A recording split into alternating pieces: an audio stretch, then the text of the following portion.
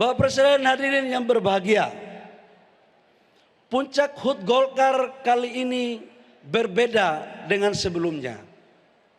Biasanya kalau HUT Golkar di gedung yang mewah, disajikan dengan tari-tarian, dengan alunan musik yang indah, dan berbagai musik termasuk musik OOLATE. Tapi malam ini bangsa kita dalam keadaan yang membutuhkan perhatian. Kita kena musibah, bencana yang melanda negara kita. Baik yang ada di Aceh, baik yang ada di Sumatera Utara maupun di Sumatera Barat. Kami sangat prihatin dan oleh karena itu lewat mimbar yang berbahagia ini saya mengajak kita semua untuk kita mendoakan agar saudara-saudara kita yang dipanggil Allah Subhanahu wa taala diterima di sisi yang paling mulia. Dan kepada keluarga dan saudara-saudara kita yang kena bencana selalu diberikan kekuatan, ketabahan.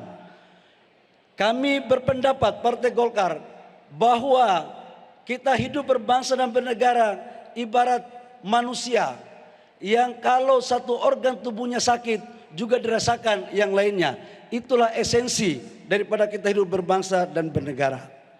Kaitannya dengan hal tersebut, kami sangat mengapresiasi apa yang dilakukan oleh Bapak Presiden untuk langsung dengan gerakan cepat melakukan kunjungan ke wilayah-wilayah yang kena musibah, baik dari Aceh, Sumatera Utara maupun Sumatera Barat.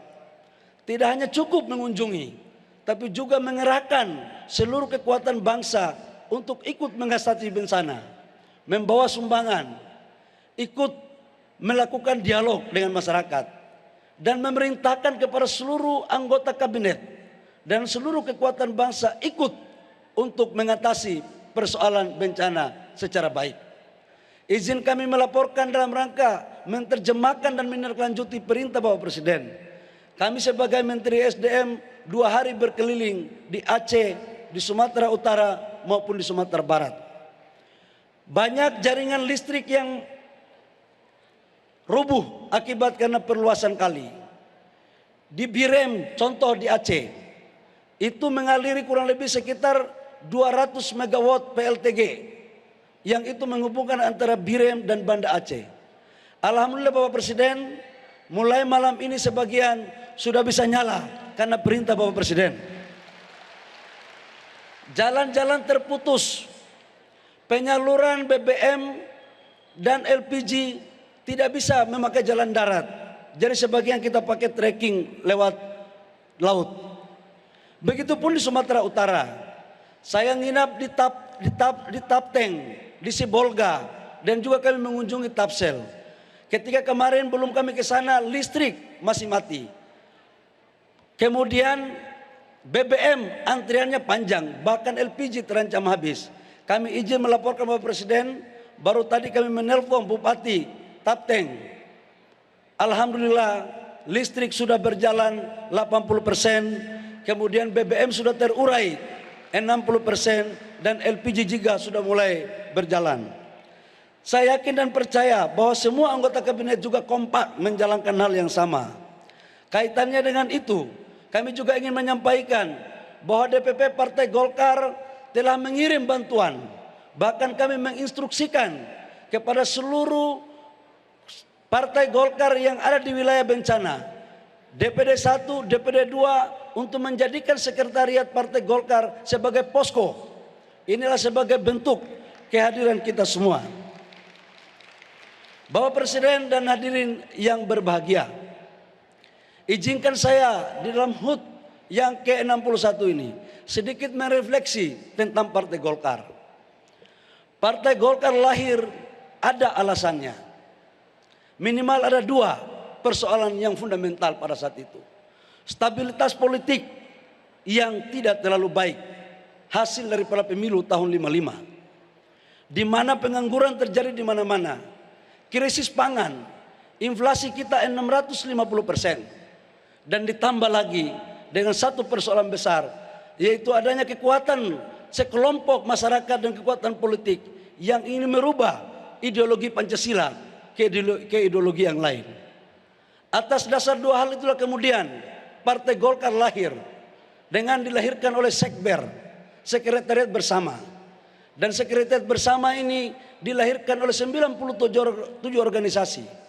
97 organisasi itu adalah terdiri dari petani, nelayan, wartawan, TNI Polri, organisasi-organisasi buruh, pegawai negeri, organisasi kemasyarakatan lainnya seperti Pemuda Muhammadiyah, Soksi, Kosgoro, MKGR, dan lain-lainnya. Dengan demikian dapatlah kita pastikan bahwa Partai Golkar ini tidak dilahirkan oleh satu kelompok tertentu, tapi Partai Golkar ini betul-betul lahir dari kandungan rakyat Republik Indonesia. Atas dasar hal itu, maka sudah sangatlah layak bahwa Partai Golkar ini adalah pemilik sahamnya adalah rakyat. Tidak dimiliki oleh siapapun, tidak dimiliki oleh satu kelompok tertentu, apalagi keluarga tertentu. Partai Golkar adalah milik sah anak rakyat yang doktrin karya kekaryaannya sebagai instrumen politik negara untuk mewujudkan kesejahteraan. Atas dasar pemikiran itu, Partai Golkar pertama mengikuti pemilu pada tahun 71. Terjadi perubahan dari Orde Lama ke Orde Baru.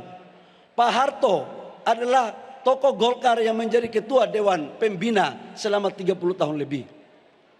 Pada saat Golkar memimpin, tadi saya katakan inflasi kita 650%. Lapangan pekerjaan susah. Dimajukan dengan konsep trilogi pembangunan. Alhamdulillah, selama kepemimpinan Partai Golkar di bawah Presiden Pak Harto, kita mampu pertumbuhan ekonomi kita di atas 7%. Menurunkan inflasi kita di bawah 15%. Kita swasembada pangan, kita swasembada energi, teknologi kita juga baik. Bahkan kita terkenal dengan macan Asia.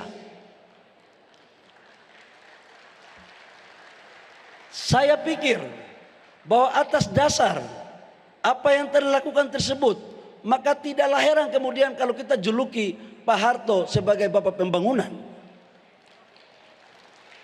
Sudah banyak kontribusinya Pak Harto kepada negara ini.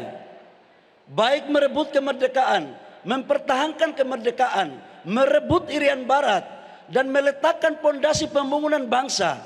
Kemudian Partai Golkar lewat mekanisme yang baik, kami mengusulkan kepada Bapak Presiden untuk diberikan gelar pahlawan. Dan alhamdulillah, lewat mimbar yang terhormat ini, kami mengucapkan banyak terima kasih kepada Bapak Presiden yang telah menganugerahi Bapak Pak Harto sebagai pahlawan nasional.